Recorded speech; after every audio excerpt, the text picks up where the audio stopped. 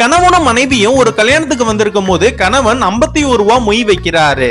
இதெல்லாம் பாக்குறவங்க மனைவியும் 101 ரூபாவாச்சு வெய்யா, 51 ரூபானா வச்சா ரொம்ப கேவலமா பாப்பாங்கன்னு சொல்றாங்க. இப்படின்னா இருக்கிறப்ப எழுத படிக்க தெரியாத ஒரு பாட்டி 2000 ரூபாய் மொய் சீட்டை கொண்டு வந்து இந்த பையன் கிட்ட வந்து தராங்க. இதுல கொஞ்சம் என் பேரை எழுதி கொடுப்பான்னு கேக்குறாங்க. இவனும் அவங்களோட பேரை எழுதுறதுக்கு பதிலா இவனோட பேரை எழுதிடுறான். இதெல்லாம் பாக்குற அவங்களோட மனைவியும் இவனை காரி துப்புறாங்க. ஒரு நாள் வீட்டுல இருக்கிறப்ப மனைவி கிட்ட என்ன சமைச்சன்னு கேட்டா ரசம், சாம்பார், சாதம், உருளைக்கிழங்குன்னு சொல்றாங்க. சாதத்தனா போட்டு ரசத்தை ஊத்துன்னு சொன்னா அந்த சாம்பார் மேல இருக்கிற தண்ணியை மட்டும் ஊத்துறாங்க.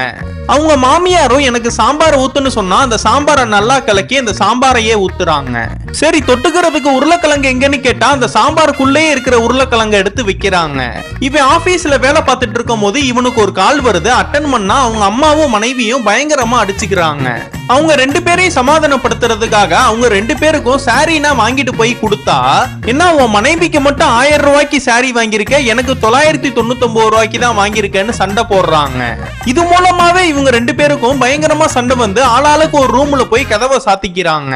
இதனால இவனும் பயந்து போய் ஃப்ரெண்ட்ஸுக்கு நான் கால் பண்ணி அந்த கதவை திறக்கலாமேன்னு பார்த்தா சாயந்தரம் 7:30 மணி ஆனதும் நாடகம் போடுவாங்கன்னு 2 பேருமே வெளியில வந்து ஒன்னா சீரியல் பாக்குறாங்க.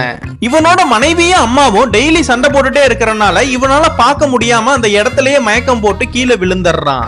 இவரை டாக்டர்கிட்ட கூட்டிட்டு போய் காமிச்சா வீட்டுல என்னமே சின்ன சத்தம் போட்டா கூட இவரோட உயிருக்கே ஆபத்துன்னு சொல்லிடுறாரு.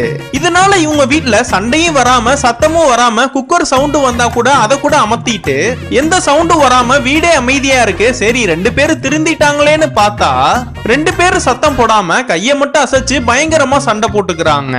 இதெல்லாம் பாக்குற இவரும் இவங்க 2 பேரு ஜென்மத்துக்கு திருந்தவே மாட்டாங்கன்னு நினைக்கிறாரு. இந்த வீடியோ பாக்குற நீங்க உங்க வீட்லயும் இப்படிதான் சண்டை வரும்னா கீழே கமெண்ட் பாக்ஸ்ல எஸ்ன்னு போட்டு போங்க.